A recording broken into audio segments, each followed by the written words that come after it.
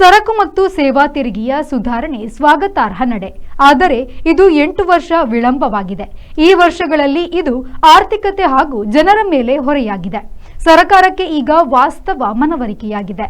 ಆದರೆ ಜಿಎಸ್ಟಿ ಸುಧಾರಣೆಯಿಂದ ರಾಜ್ಯಗಳಿಗೆ ಆಗುವ ಆದಾಯ ನಷ್ಟವನ್ನು ಭರ್ತಿ ಮಾಡಬೇಕಾದ ಅಗತ್ಯವಿದ್ದು ಸರ್ಕಾರ ಈ ವಿಷಯವನ್ನು ಬಗೆಹರಿಸಲಿದೆ ಎಂಬ ವಿಶ್ವಾಸವನ್ನು ಮಾಜಿ ಹಣಕಾಸು ಸಚಿವ ಹಾಗೂ ಕಾಂಗ್ರೆಸ್ ಮುಖಂಡ ಪಿ ಚಿದಂಬರಂ ಪ್ರತಿಕ್ರಿಯಿಸಿದ್ದಾರೆ. ಜಿಎಸ್ಟಿಯನ್ನು ಹೆಚ್ಚು ತಾರ್ಕಿಕಗೊಳಿಸುವ ನಿಟ್ಟಿನಲ್ಲಿ ಹಾಲಿ ಜಾರಿಯಲ್ಲಿದ್ದ 4 ಸ್ತರಗಳ ಬದಲು ಶೇಕಡಾ 5 ಹಾಗೂ ಶೇಕಡಾ 18ರ 2 ಸ್ತರಗಳನ್ನು ನಿನ್ನೆ ಘೋಷಿಸಲಾಗಿತ್ತು. ಆಹಾರ, ಔಷಧ, ಅಗತ್ಯ ವಸ್ತುಗಳು, ಕೃಷಿ ಸಲಕರಣೆಗಳು, ಹಸಿರು ಇಂಧನ, ಸಣ್ಣ ಕಾರು ಹಾಗೂ ಬೈಕ್ಗಳ ಮೇಲಿನ ತೆರಿಗೆಯನ್ನು ಅತ್ಯಂತ ಕಡಿಮೆ ತೆರಿಗೆ ವರ್ಗಕ್ಕೆ ತರಲಾಗಿದೆ. ವೈದ್ಯಕೀಯ ವಿಮೆ, ಜೀವರಕ್ಷಕ ಔಷಧಿಗಳು, ಹೈನುತ್ಪನ್ನಗಳು ಸೇರಿದಂತೆ ಆಹಾರ ಪದಾರ್ಥಗಳು ತೆರಿಗೆ ಮುಕ್ತವಾಗಿವೆ. ಇದನ್ನು ದೀಪಾವಳಿಯ ಕೊಡುಗೆ ಎಂದು ಸರ್ಕಾರ ಬಣ್ಣಿಸಿರುವುದನ್ನು ಅಲ್ಲಗೆಳೆದ ಚಿದಂಬರಂ ಅವರು, ಇದು ದೀಪಾವಳಿ ಕೊಡುಗೆಯಲ್ಲ, ಉದ್ಯಮಕ್ಕೆ, ಗ್ರಾಹಕರಿಗೆ, ವಿಶೇಷವಾಗಿ ಎಂಎಸ್ಎಂಇಗಳಿಗೆ ದೊಡ್ಡ ಹೊಡೆತ. ತಮಗೆ ತೀರಾ ದೊಡ್ಡ ಹೊಡೆತ ಬಿದ್ದಿದೆ ಎನ್ನುವುದು ಅವರಿಗೆ ಮನವರಿಕೆಯಾಗಿದೆ.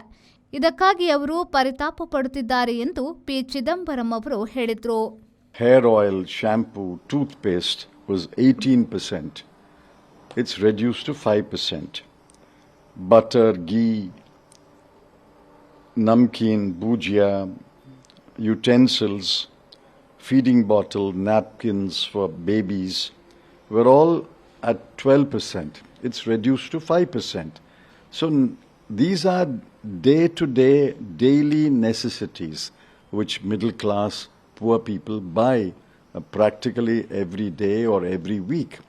So it will help the poor people and the middle class. The rich don't care whether it's 12% or 5%. So did you think... No. We have always advocated a single rate. That's the practice world over.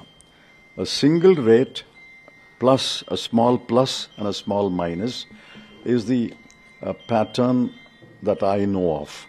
But all right, they have got 2 rates. This is a huge progress over the 6 or 7 rates they had.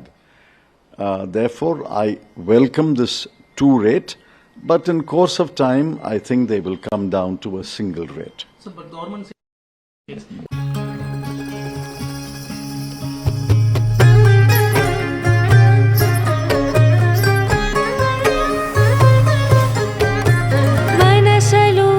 ಕನಸಲು ನೀನೇ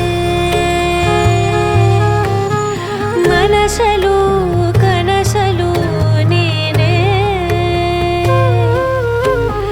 ಮನಸಲ್ಲಿ ಮನೆ ಮಾಡಿರುವೆ ನೀನೇ